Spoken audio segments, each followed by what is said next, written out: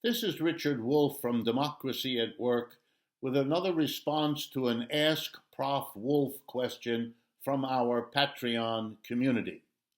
In this case, I'm responding to a question sent in by Tyler Dilno, and I hope I am pronouncing your name correctly. The question is, how can we connect worker self-directed enterprises, worker co-ops in short, together to be able to wield real political power to confront the existing capitalist class structure and its power in a way that can challenge and move us beyond the dead ends of capitalism. And he further asks whether it is the case that there's a way to connect worker co-ops on the one hand to broad social movements for progressive social change as well. My answer is, on the one hand, simple, and on the other hand, a bit complex. The simple answer is yes, I think that can be done, and I think it will be done.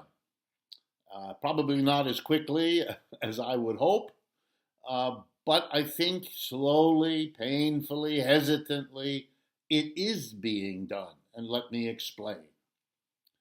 The only way for worker co-ops to grow in the United States, those that exist and new ones that are being formed all the time, is if they have a friendly, supportive, encouraging social context. The reason I'm convinced of that is simply because every other system has required that. Capitalism, the capitalist enterprises, have over, say, the last 3 centuries, wherever in the world capitalism has arrived, have been very determined and very good at reorganizing government, reorganizing culture to be supportive of the functioning, the reproduction, and the growth of capitalistically organized enterprises. They have changed the law, they have changed common sense, they have changed the government, they've changed what was necessary to serve their growth. And my expectation is that worker co-ops will do the same. When capitalist enterprises did that, they bumped up against resistance. The old feudal system in Europe, the old slave system in the American South operated as obstacles to the growth and expansion of capitalist enterprises, and eventually in Europe that made for revolution, and in the United States it made, for example, for civil war.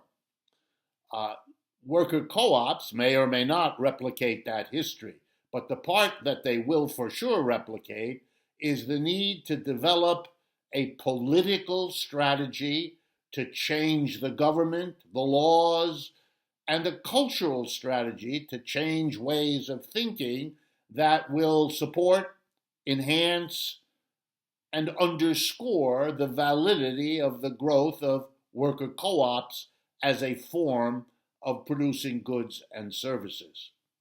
I am persuaded that sooner or later, worker co-ops will understand that and make a new political party or build a close relationship with an existing political party produced by some other groups in order to achieve that contextual change, to get the supportive laws, government, etc.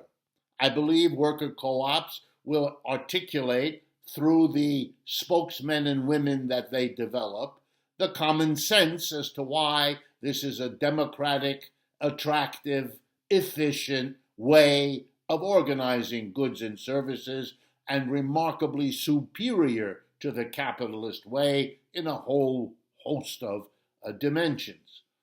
So I think a political party as an ally, as a close collaborator of worker co-ops is in the cards, is going to happen. I also think such a political party will be the link between social movements of all sorts and worker co-ops, because the party will articulate this basic idea. Having worker co-ops rather than profit-driven capitalist enterprises is a better bet for the social movements achieving their objectives than not allying with worker co-ops, going with the capitalist system, which has been so resistant, so hostile, so unaccommodative that these social movements exist in the first place. So I think it will be a good deal that can be made. Worker co-ops need the support of social movements to get the context within which they can grow.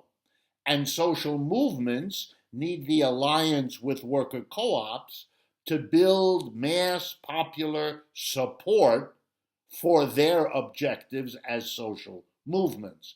In other words, each side can help the other, and the transition will help them both. And by transition, I mean a transition beyond the capitalist system, its way of hierarchically and undemocratically organizing enterprises, and its reorganization of government, law, culture, and so on toward the objective of reproducing capitalism. To say the same thing in a summary way, worker co-ops now need to understand that, like capitalists before them, they are a project of social transformation, and that they will have to build the political and the cultural alliances, mechanisms, associations that they will need to become the next better alternative economic system, much as the capitalists did before them. This is Richard Wolff with another Ask Prof. Wolff comment, response for our Patreon community.